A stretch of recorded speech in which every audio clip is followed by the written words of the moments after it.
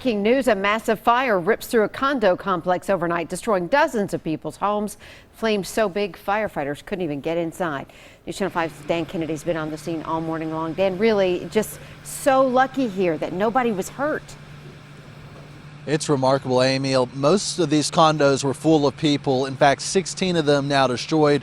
The fire started, they say, in the top floor of this condo off to the right of your screen. And that's where fire investigators are inside right now asking what could have caused this fire to start just after midnight tonight. It's about 12:30 this morning.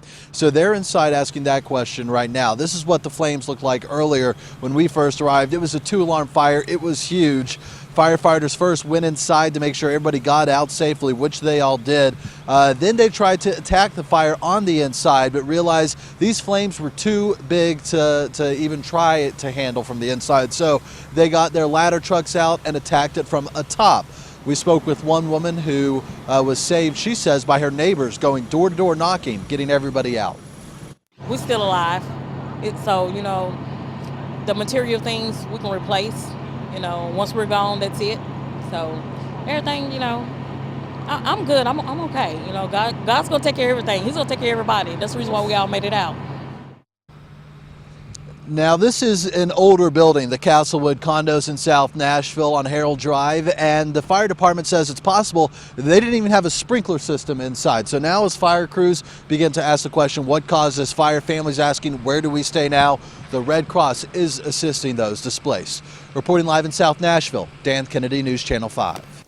Dan, thank you. Breaking news this morning, officers looking for at least 2 suspects in a deadly shooting in South Nashville.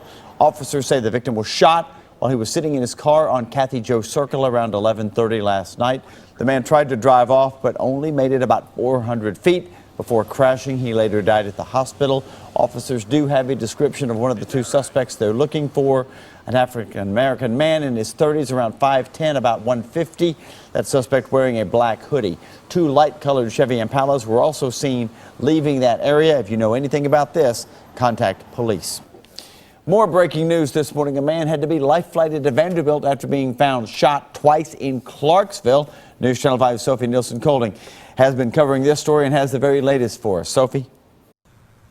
This is where police found the victim in front of these apartments here. As you can see, they're still blocked off with crime scene tape, and there's a trail of blood leading up to one of the doors. Take a look at some of the exclusive crime scene video News Channel 5 got earlier. News Channel 5 were the only crew on scene. Clarksville police say dispatchers got a number of 911 calls about multiple gunshots in the 800 block of Peachers Mill Road. One of the callers said a man had been shot and was outside the front door of one of the apartments. Around 12:30 this morning, police and paramedics responded. That's where they found the man. He had been shot 2 times. According to police, the victim does not live in the apartment where he was found.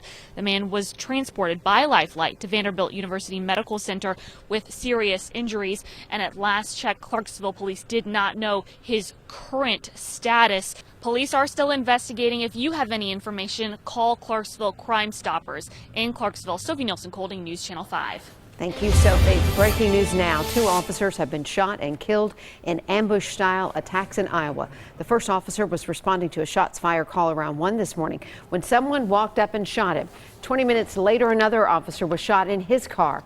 Right now, manhunt's underway for the person responsible, but there are no witnesses at this time. And an hours-long standoff in Antioch comes to a close this morning. Residents were not allowed to walk or drive in to get to their homes on Treetop Drive last night. Many who live in the area reported hearing gunshots. However, no one was hit. Officers say this was a domestic violence situation, and the man inside surrendered to police overnight. No word yet on what charges he will face. Steve? Amy, happening right now. Fire investigators down in Pulaski trying to get to the bottom of this massive industrial fire. At the big screen you see, this thing is huge. A warehouse went up in flames last night.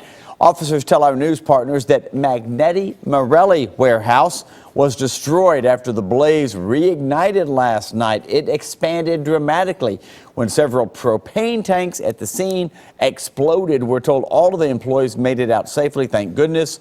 But a fire chief was treated for some smoke inhalation. At last check, crews were still putting out some of those hot spots at that blaze. And we're also learning more about that deadly pipeline explosion that happened down in Alabama that could be seen literally for miles and miles. Federal officials say the crews were actually working on repairs from that leak that happened back in September when the gas burst into flames. One worker from Colonial Pipeline was killed, 4 more still in the hospital. Tennessee officials tell us they do not anticipate any gasoline shortages like the ones we saw in September.